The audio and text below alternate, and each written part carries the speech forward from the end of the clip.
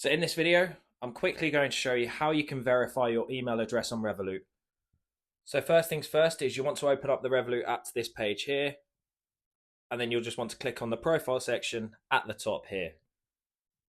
Then once you've done that, you'll just want to click through to account settings, and then go to personal details.